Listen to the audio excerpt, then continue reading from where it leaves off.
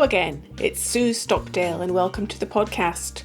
Our aim is to provide you with inspiration through conversation. Whether it's a composer or a charity worker, their stories have the power to strengthen, shape and challenge our view of the world.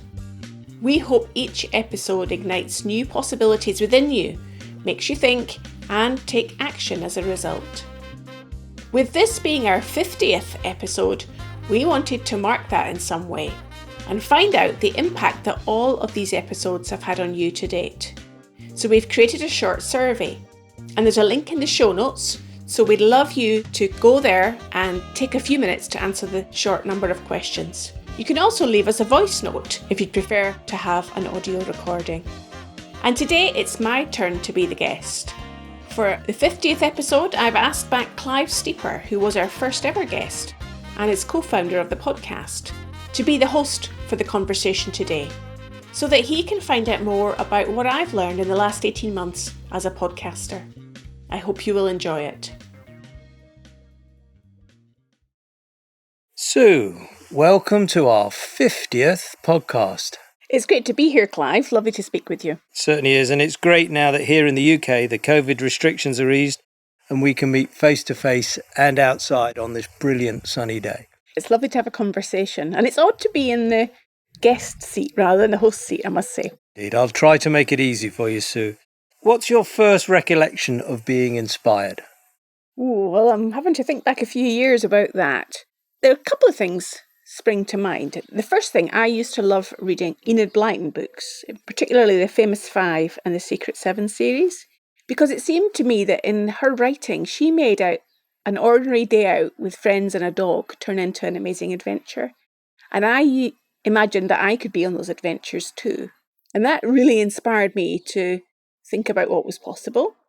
And then the second thing that came to mind, and in relation to perhaps being inspired, is back in 1976, I was watching Blue Peter, an avid young girl watching television programme in Britain. And they had a lifeboat appeal on for the Royal National Lifeboat Institution. And somehow my sister and a couple of friends across the road, we all got inspired to put on a concert for our parents to raise money for that lifeboat appeal. And we sent off our £2 and we got a letter back that said, your money is making a difference to this appeal. And it's a funny little thing, but it does remind me about how even back then when I was a youngster, making a difference was really important for me. It's quite fascinating how, even at that young age, you were beginning to recognise what inspiration can cause you to do. I wonder if there are other examples of inspiration that you had through those early years that became part of the sort of motivation process for some of the things that you've achieved later in life. In 1988, I went on an expedition with a charity called Operation Rally, as it was known then. It's now called Rally International. And I went to Kenya for 3 months. And I had an amazing time carrying out scientific, community and adventure projects. Came back and realised that maybe I could achieve more than I had ever imagined possible. So that was a bit like a big adventure. That then led me to applying for a North Pole expedition, going to the magnetic North Pole in 1996. There was a whole series of selection tests we went through and processes, and ultimately I became the first British woman to reach the magnetic North Pole, something that I had never imagined was possible. After that expedition, I thought to myself, well, there must have been a bigger reason for this, for doing this expedition. Surely, if I, who'd never imagined I could do something like that, did accomplish that, maybe that story, that experience could inspire other people to get to their North Pole. And then it was a number of months later, I found myself in Antarctica, co-leading an expedition with Robert Swan, where we took 35 young people from 25 countries around the world down to Antarctica so that they could be inspired by being in that environment and realising how important it is to remain pristine for the future. So I saw what he was doing was using first-hand experience for people to inspire them to do something different. So all of those little expeditions, if you like, adventures that I've had along the way, more and more I realise how important inspiration is. It's a bit like free energy. If I contrast it with, say, motivation, I always think motivation has to come from within. You have to be motivated to get up early in the morning, put your trainers on and go to the gym. Inspiration is pulling you. It's pulling you out of your own situation with a kind of innate belief that from what you've heard, what you've seen or experienced, there's something more that you can do.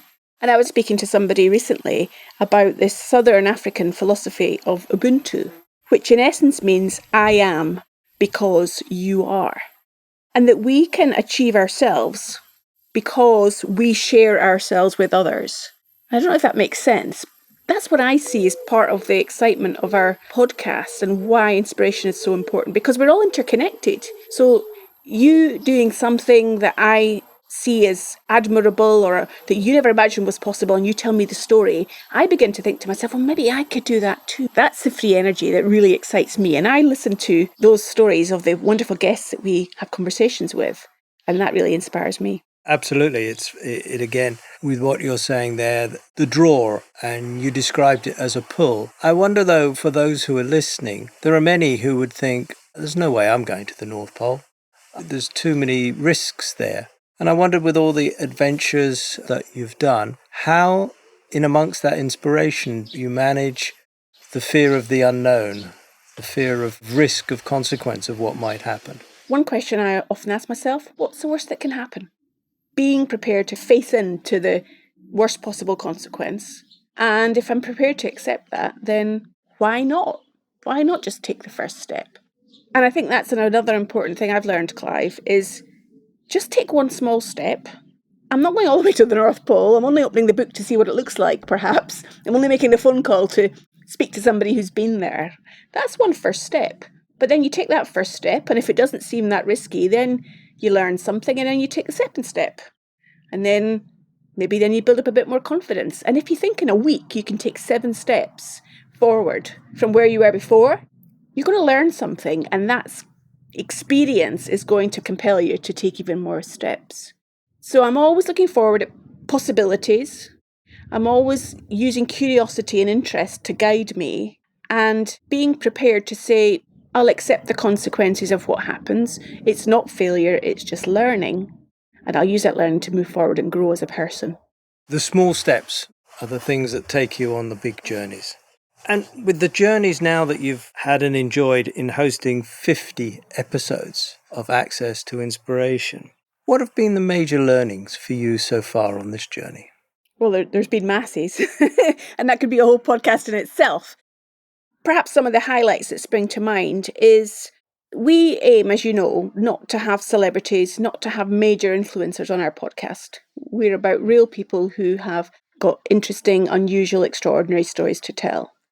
And I find those that perhaps do have more experience of communicating their story, they're a little bit more polished. Sometimes it can be a little bit harder to get to the essence of them, which I think is where the magic is. Compare that to many of the guests we've had, and I think almost a third of our guests, if not more, are first-time guests on a podcast. It's their first ever experience. And seeing them have a positive experience and getting value and enrichment from being recognised and sharing their story, that is hugely motivating for me and really enjoyable, because I think we're opening the door, like that first step I was just talking about, we're opening the door to people to take that first step into doing podcasting. And I know that several of them have either gone on to start to record some podcasts for themselves, or it's given them a greater level of confidence to do another podcast in the future. So we're being a catalyst to take them into a new world of communication. With that catalyst, if we hold that thought for a minute and think about what have been the things on this journey so far that have surprised you, perhaps the unknown or the unexpected? Well, there have been a few, and I must say, on a practical level, once I was doing a recording with a guest, and I used a remote audio podcasting software called Squadcast, and later I couldn't find their recording track, and I was really panicking. And then I remembered that Squadcast have a backup process, and of course went to the backup, and sure enough, there was a backup recording. And, it's those technical difficulties that sometimes can really get in the way. Just as just now, we can't plan for noise in the background. So we always have to expect the unexpected. And those are the sort of things that surprise me, but you just keep going.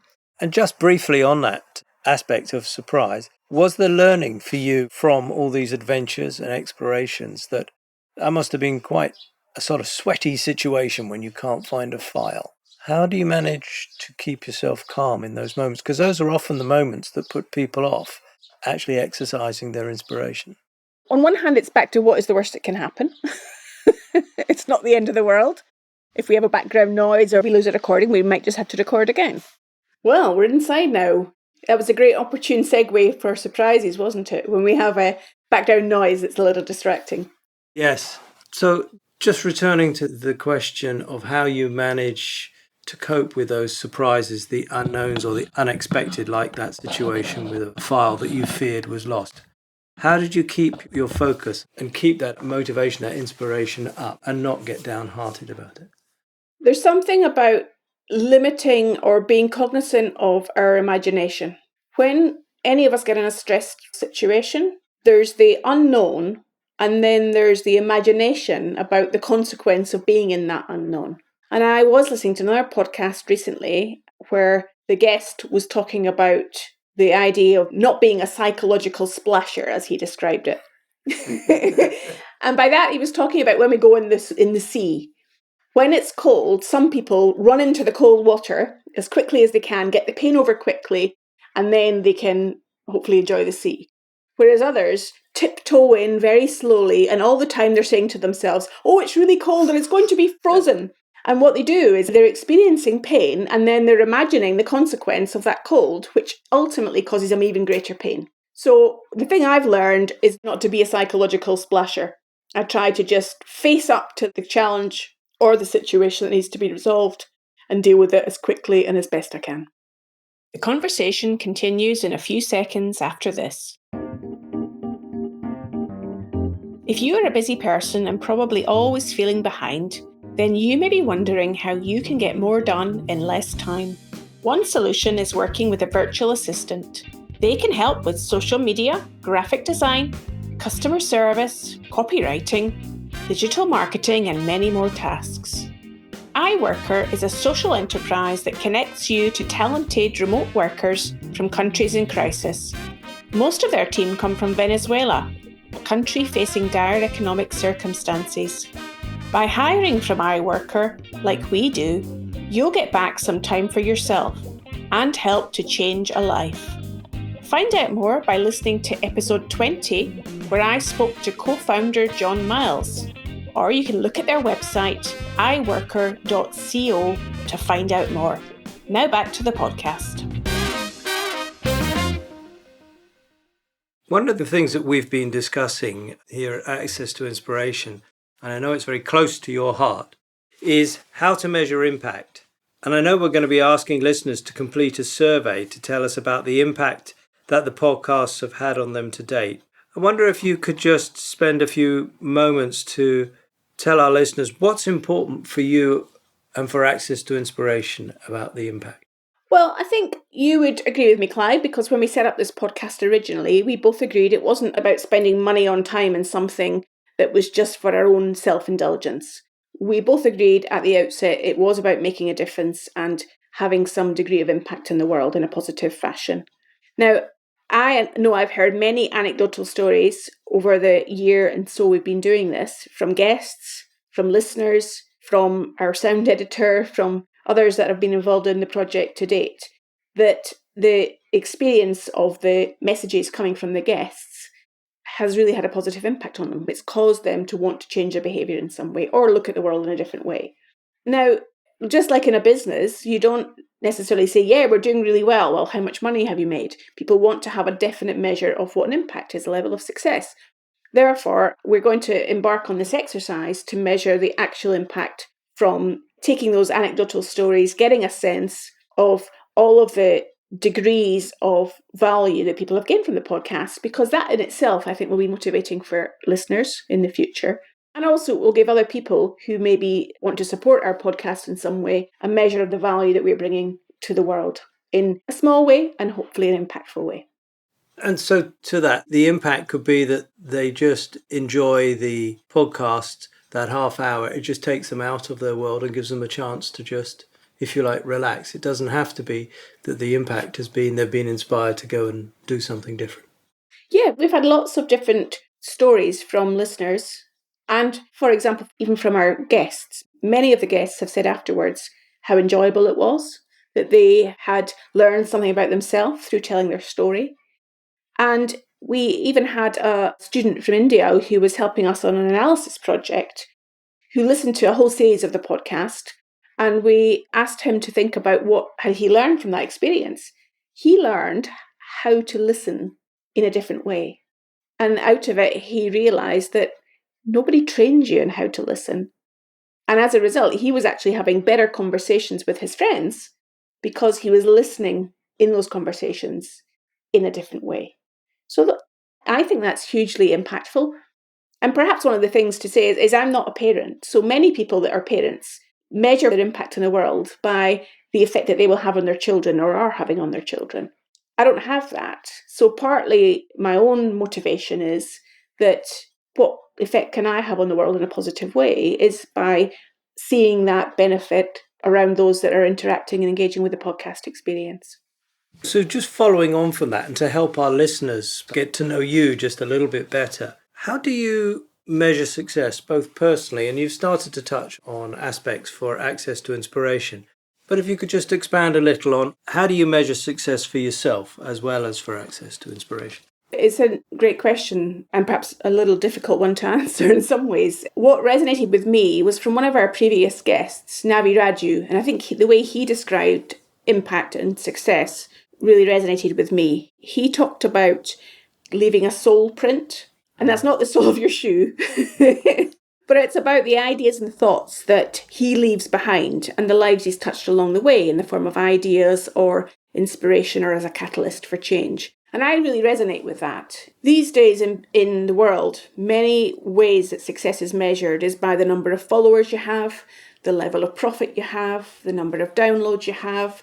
And an aspiration very often, the intent behind that is always to increase that, and that means it's been successful. Sometimes for me, less is more. It's about we could have a small number of listeners who are impactful people in the world, and as a result of what they have heard, they will be making big changes. So I'm a great proponent of the ripple effect. My experiences that I have shared in my TEDx talk, for example, talking about my North Pole expedition, that will have an impact on the people that have listened and watched that. The books that I have written, and you and I have co-authored several books together, Clive, those will have an impact on those that have read that. The coaching work that I do. So all of these different methods for me are throwing little pebbles in the sea and creating a ripple effect of positive change in the world. And through those that are on the receiving end of those experiences, they will be the way that my success is measured by how they conduct themselves in the world differently. Yeah, and thank you for reminding certainly me of that soul print. I thought that was a wonderful metaphor. I think, though, on this, our 50th episode, it would only be right, because you're very good at asking our guests some great questions, that perhaps I just ask you some of those questions. And one of the ones I was thinking about is if you were to go back and give your 16-year-old self any advice, what would it be? Well, let me tell you, Clive, that I started work 2 weeks after my 16th birthday, my first ever job. So maybe my advice then was to get better work clothes. I'm not sure. I think the advice I'd give myself is embrace every opportunity that comes along. Don't be afraid to be your authentic self. You don't have to be the same as everybody else. And that we all can achieve more than we actually realise. And that perhaps to have a greater belief in myself.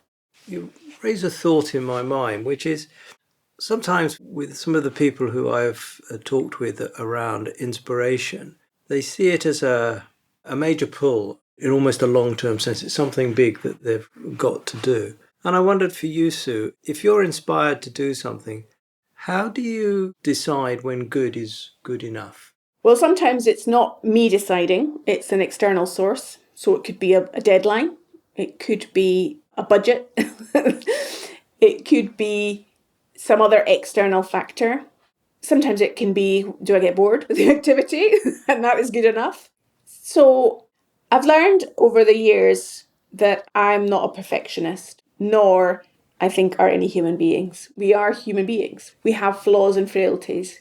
And that to bring head and heart to knowing when the end is in sight and when is good enough, I think is really important. The head in terms of looking at it objectively and dispassionately. And the heart is that emotional element. So I'm always trying to balance both of those things. And in that concept, would the gut then be the audience? Well, I tend to use the word intuition. And I've come to learn that intuition is really pattern recognition. Is what is our gut feel telling us? Our gut feel is alerted when there's a signal that's generated within our body that's telling us we've been in this situation before, we've seen something similar, and it's at that subconscious level. So one of the things that I like to do is to have a range of experiences, and that richness of range from all the different things I've done, from sport to business to coaching to podcasting and so on, that range enables me personally to see a lot of different patterns. And that's perhaps the essence of my intuition or gut feel, is really honing pattern recognition and trusting it when I notice it. You mentioned there that you're a coach, and perhaps in that role more than as a speaker. I'm curious to know how, or if indeed, inspiration plays a role when you are coaching. I think what I've observed is coaching is often about helping to bring out that potential in somebody else. I think John Whitmore for Performance Consultants very eloquently described a formula. Performance equals potential minus interference. What, as a coach, we're endeavouring to do is to help people to minimise the interference and maximise their potential. That interference can come in many forms. Back to our question about risk-taking. If any of us are going to change our behaviour in some way, it requires letting go of the old belief, the old habit, the old way of doing something. And that can be risky. So I think that it's far easier for people to be pulled towards wanting to change than to being pushed along needing to change. So how I help inspire people to take that step and to be pulled is to work with them to create a really strong vision of what the new or the different could be like. So if they can imagine themselves with a different belief about what it means to be a leader, with a different sense of energy about how they could run faster, whatever it might be, helping them to get energy and focus around that vision enables them, in my view, to feel more confident, to let go of the old ways and take one small step, just as I mentioned before, into the new. And with that self-visualization people may get, I wonder, just as we're coming to the end of this podcast, are there other top tips that you would offer to our listeners about how to explore more of their own potential? Well, I think I would take some of those insights from my coaching experience and maybe for a listener to think about at the end of every podcast they listen to, is to think, what have I learned from listening to that podcast? And what is the one action that I might take to do something differently as a result? Or how am I viewing the world differently as a result of what I've heard? And in essence, I think it's just taking a moment or two to reflect. So not allowing the conversation to go in one ear and out the other and nothing changes. If just taking even a moment or two, that's a small step perhaps, a moment or two to reflect. After the podcast, who knows what's possible as a result of that reflection? That sounds quite sagely. Finally, how can listeners find out more about you and the work that you do? Because I'm sure that a lot of people are very interested to learn more about you. The easiest way is on my website, suestockdale.com. I'm also very active on LinkedIn and on other forms of social media, on Facebook or Twitter. @Sue Stockdale is mostly how I can be found. Great. Well, thank you very much for your time today. I hope our listeners have enjoyed having you sit the other side of the microphone this time. So thank you once again. Well, thank you, Clive, for an opportunity to have this conversation. And I look forward to how we progress with this podcast and continue to make impact with it into the future. Absolutely. Onwards to number 100. Thank you. Well, I hope that's given you more food for thought about the power that inspiration can have on you as well as other people. Remember, you'll find transcriptions of all the episodes on the website accesstoinspiration.org. Please keep in touch with us by signing up for the newsletter, which you can do at the foot of the website homepage. And if you look at our show notes, please take a moment to complete our impact survey or leave us a voice note about the effect that this podcast has had on you. Next time, I will be speaking to Thomas Andrean, who asked himself over 900 questions in a bid to discover what his dream job was. And the result was he transformed his life from working in IT to becoming a massage therapist. I hope you can join us then.